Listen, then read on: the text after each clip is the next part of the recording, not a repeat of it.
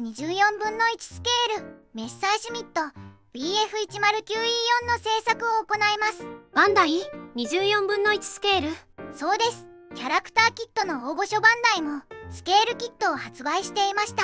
そうなのね。それにしても24分の1スケールって投稿者の守備範囲を超えているような気がしますが、投稿者の守備範囲は72分の1スケールでは現容機4割、対戦機6割、48分の1スケールでは対戦機8割、現容機2割という守備範囲ですね。144分の1スケールや32分の1スケールは手を出してこなかったわけですね。そうなのだ。32分の1スケールは興味があったものの手を出せずにいました。そんな人が24分の1スケールって大丈夫なのかしら。そこまで細かい作りではないみたいなので大丈夫だと思います。置き場所の方が心配ですね。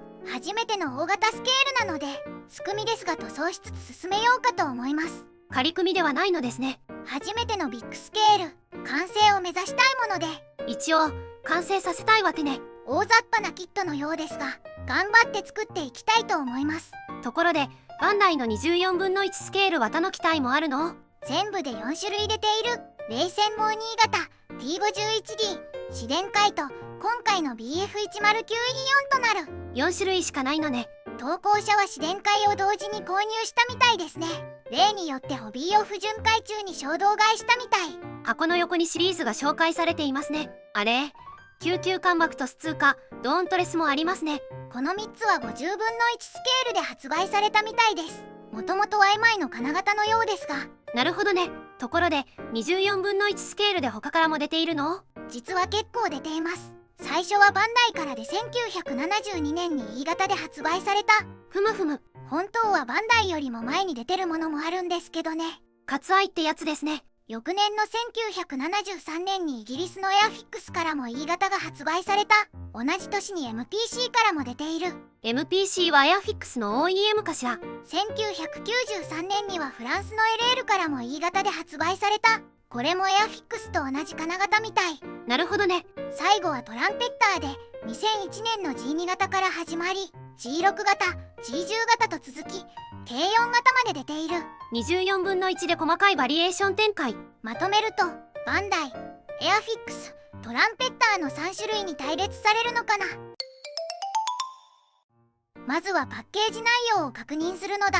お願いします。パッケージイラストは飛行中の BF109E なのだ。背景にハインケルが描かれてますね。バトルオブブリテンをイメージしてるのかな。では中身を開けていくのだ。薄いブルーのランナーが6枚。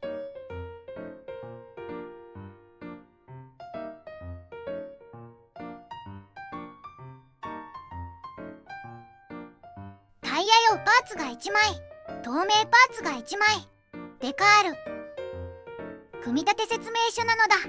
塗装図、マーキングは3種類。第3戦闘航空団所属機が2種類。第2戦闘航空団リヒト砲編所属機となる。なるほど。部品点数は100点。48分の1の対戦機キットと同じくらいかしら。ではバンダイの24分の1スケールメッサーシュミット BF109E4 の製作を始めるのだ。最初に操縦席なのだ。ふむふむ。操縦席は全部で8パーツ。操縦席床に座席と操縦桿なのだ。24分の1スケールなのにシンプルですね。胴体内側に取り付けるパーツが7パーツある。なるほど。ディテールはある程度って感じですね。24分の1スケールなので物足りなさはありますけども、パイロットはついていますね。4パーツ構成、分割が独特ですがついています。次はエンジンですね。液冷エンジンの場合72分の1や48分の1だと省略されていることが多いのですが、さすがビッグスケールキット、エンジンも再現できる。エンジンは DB601 ですね。エンジンは全部で15パーツ。一旦13パーツ分の組み立てとなる。排気管などは全体と相互につけた方が楽そうね。次はエンジン化などの残りのパーツね。エンジン化自体は左右1パーツずつ、その他残りの5パーツをつける。胴体に組み込むときにエンジン上部に機関銃をつけるのね。次にプロペラとスピナーなのだ。ふむふむ。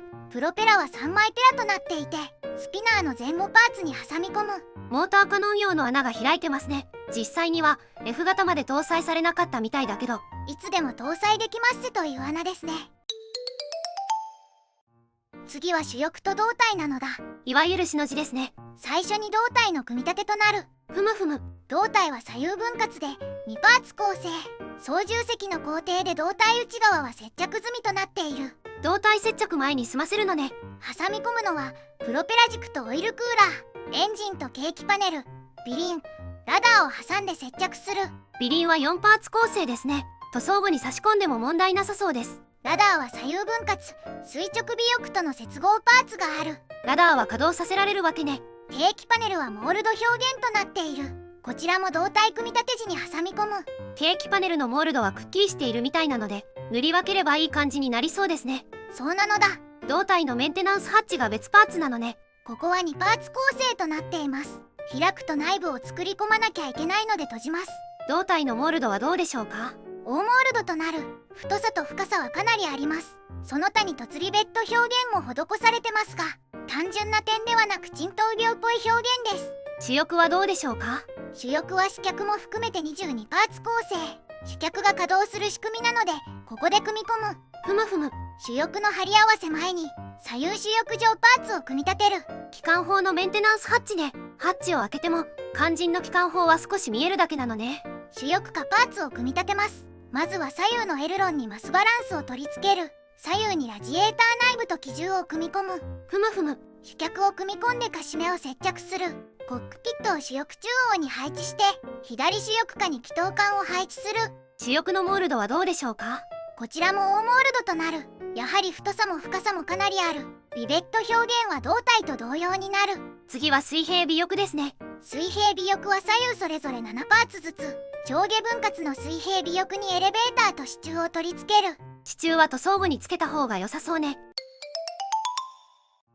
次はクリアパーツや足回りなのだ。ふむふむ。キャノピーは3分割となっているので、操縦席の開閉選択ができる。透明度は問題なさそうね。問題なしです。キャノピー取り付け前にキャノピー内部にヘッドレストを組み込む。次は足回りですね。まずは左右主脚。主脚は主翼に組み込み済みとなっているので、残りのパーツを取り付ける。分割されたタイヤとカバーね。今回のキットは2002年の再販みたい。昔はタイヤがゴムパーツだったのかな。ゴムパーツはプラを溶かしますからね。投稿者もアカデミーのフランカーでやられました。再販版はプラパーツになったのかもね。続いてアクセサリーの取り付け。主翼中方仮面に増装を取り付けね。 BF109E4 に増装ってなかったような。その他にも胴体にアンテナを取り付ける。細かいですが尾翼にもつけますね。最後に総評なのだ。今回はバンダイの24分の1スケール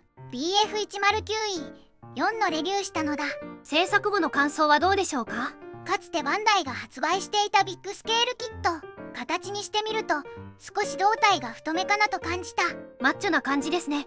BF109E はスリムなイメージがありましたもので、パーツの合はどうでしょうか？50年前のキットなのでパチピタとは言えないかな。ひどい部分も少ないので大きな問題はなさそうです。モールドはどうでしょうか？モールドも大モールドで凸リベット、合わせ目で凸リベットが消えてしまいます。細部のディテールは？パネルラインも実機とは違うし、エンジンなども結構形が違うみたい。なるほど。他に気になった点は？機重鋼など開口してる部分が少ないかな。開口？その他には排気管などかな。なるほどね。操縦席のディテールも簡素となっている。照準器がないのも気になりました。気力があれば細部のディテールアップにも挑戦できるわけね。今回は完成させることを目的に進めました。同時期に出たエアフィックス版の方がディテールや交渉が優れてるそうなので、比較対象として取り上げてみたいなと思いました。置き場所の確保が先ですけどね。ではでは、動画を最後までご視聴していただきありがとうございますなのだ。チャンネル登録と高評価をお願いしますなのだ。